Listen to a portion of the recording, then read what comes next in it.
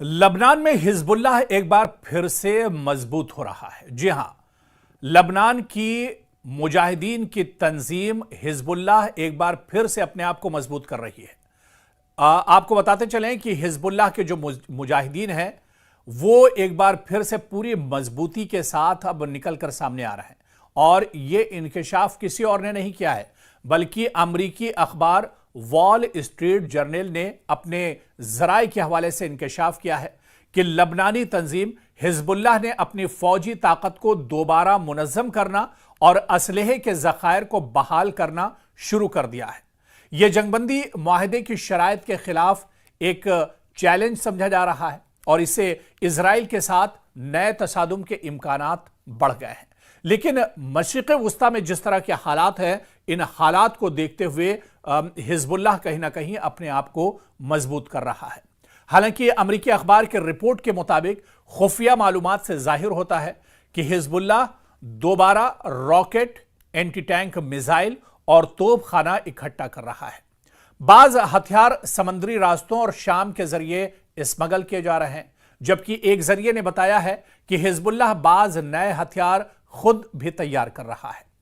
अखबार ने लिखा है कि हिजबुल्लाह की इन सरगर्मियों पर इजराइल का सब्र का पैमाना लबरेज होता जा रहा है। इससे लबनानी महाज पर कशीदगी में इजाफे का खदशा भी बढ़ रहा है। इसी दौरान इजरायली नशियाती इदारे ने इत्तला दी है कि तल अवीव हिजबुल्लाह के बढ़ती हुई सरगर्मियों के जवाब में लबनान में अपनी फौजी कार्रवाइयां तेज करने पर गौर कर रहा है।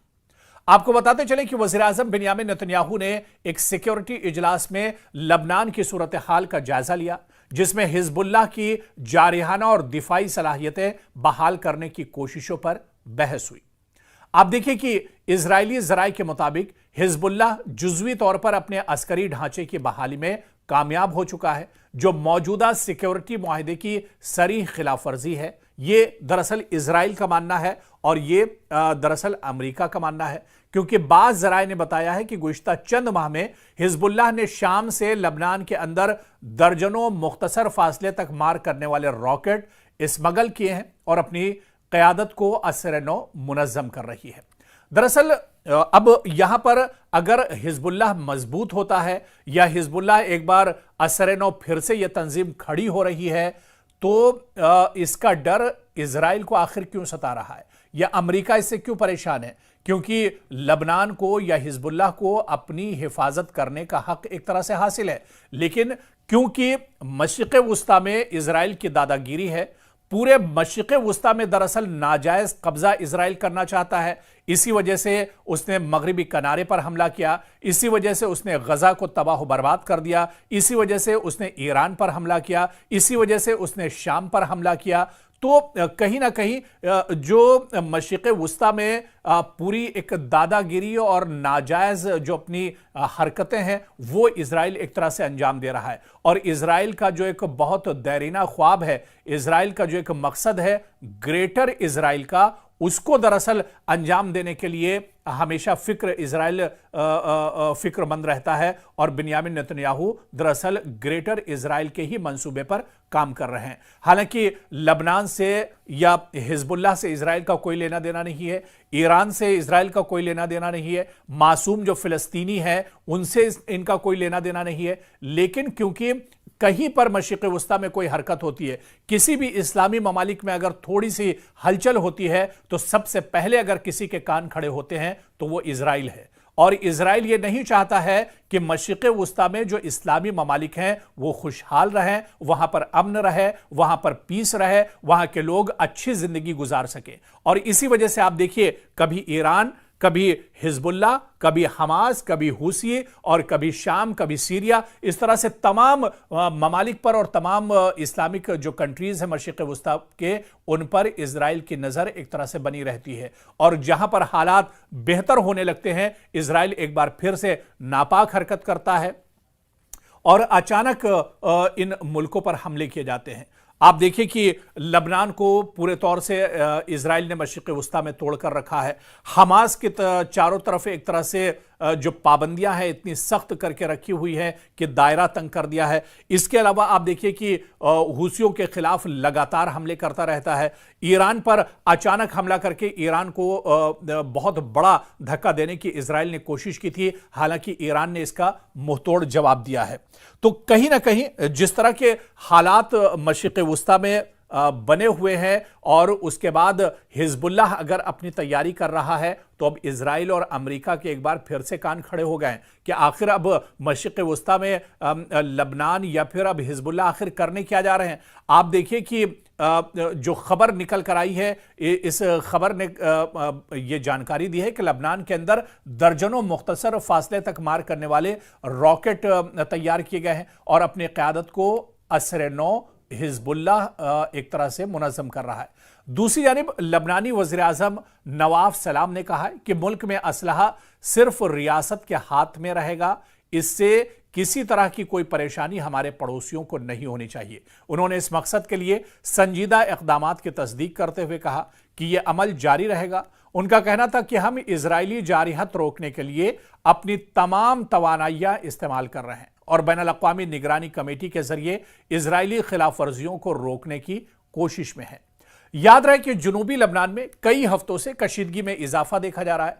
हालांकि दिसंबर 2024 से बाज़ाब्ता जंगबंदी यहां पर नाफिज है, लेकिन फिर भी बीच बीच में इस जंगबंदी को इजराइल तोड़ देता है। इजराइल एक तरह से जंगबंदी को वायलेट करता है और अचानक हमले करता है, जिसमें बड़े पैमाने पर जानी और माली नुकसान होता है। अमरीकी और फ्रांसीसी सालसी से तय पाने वाले इस मुआहिदे के तहत हिजबुल्लाह ने दरियाए लितानी के जुनूब यानी सरहद से तकरीबन 30 किलोमीटर दूर से अपनी अस्करी मौजूदगी खत्म करनी थी और इस इलाके में असलहा रखने का हक सिर्फ सरकारी इदारों को हासिल होना था। इसी मुआहिदे में इजराइल को इन इलाकों से इनखला करना था जहां वो आखिरी जंग के दौरान आगे बढ़ रहा था। तहम इजरायली फौज अब भी जुनूबी लबनान की 5 स्ट्रेटेजिक पहाड़ी चौकियों पर काबिज है, जबकि इस मुआहिदे के मुताबिक इजराइल को अपना कब्जा खत्म कर देना था और वापस एक तरह से जाना था, सिक्योरिटी फोर्सेस को हटा लेना था। लेकिन एक तरफ मुआहिदा भी इजराइल करता है और दूसरी तरफ उस मुआहिदे की नाफरमानी भी करता है और हमेशा एक तरह से इजराइल का यह रवैया देखा गया है, चाहे वो गजा में हो, चाहे वो ईरान में हो, चाहे वो लबनान में हो या फिर सीरिया में हो या मशरिक़ वुस्ता के किसी भी मुल्क में हो। यानी एक तरफ अमेरिका के साथ मिलकर मुआहिदा भी करता है और इजराइल और दूसरी तरफ उस मुआहिदे की पासदारी भी नहीं करता है। वहीं अमरीकी दबाव पर लबनानी हुकूमत ने अगस्त 2025 में हिजबुल्लाह को गैर मुसल्लह करने का फैसला किया है। लबनानी फौज ने असलहा वापस लेने का 5 मरहलों पर मुश्तमिल मंसूबा भी तैयार किया है, जिसे हिजबुल्लाह ने फौरन एक तरह से मुस्तरद कर दिया है। तो कहीं ना कहीं मशरिक़ वुस्ता में जाहिर सी बात है कि लबनान अपने आप को मजबूत कर रहा है। हिजबुल्लाह बहुत छोटी सी एक तंजीम है, मुजाहिदीन की एक तंजीम है जो अपनी हिफाजत के लिए एक तरह से असलहा जमा करते हैं या फिर अपनी हिफाजत के लिए ये पूरी एक विंग है। लेकिन इस पर भी इजराइल की नीयत एक तरह से ख़राब रहती है और वक्फे वक्फे से इजराइल हिजबुल्लाह को भी टारगेट करता रहता है। हालांकि हिजबुल्लाह के कमांडर का माजी में जिस तरह से उन्हें शहीद किया गया, कई बड़े सिक्योरिटी जो अफसर थे उन्हें शहीद किया गया और यही नाराज़गी दरअसल हिजबुल्लाह के अंदर है कि इजराइल ने जिस तरह से जासूसी करके मोसाद के ज़रिए, आईडीएफ के ज़रिए लबनान पर लगातार, ख़ासतौर से जुनूबी जो लबनान है वहाँ पर इजराइल लगातार हमले करता रहता है और इसी का को जवाब देने के लिए हिजबुल्लाह दरअसल अचानक खड़ा होता है। और आप देखिए कि 12 रोज़ा जो ईरान और इजराइल की जंग हुई थी, उसके बाद कहीं ना कहीं हिजबुल्लाह और मजबूत हो गया था, क्योंकि हिजबुल्लाह को ये मालूम था, इस बात की भनक लग गई थी कि अब खित्ते में कोई दरअसल महफूज रहने वाला नहीं है। अब इजराइल ने अपनी नीयत जो है वो एक तरह से सबके सामने पेश कर दी है, साफ कर दी है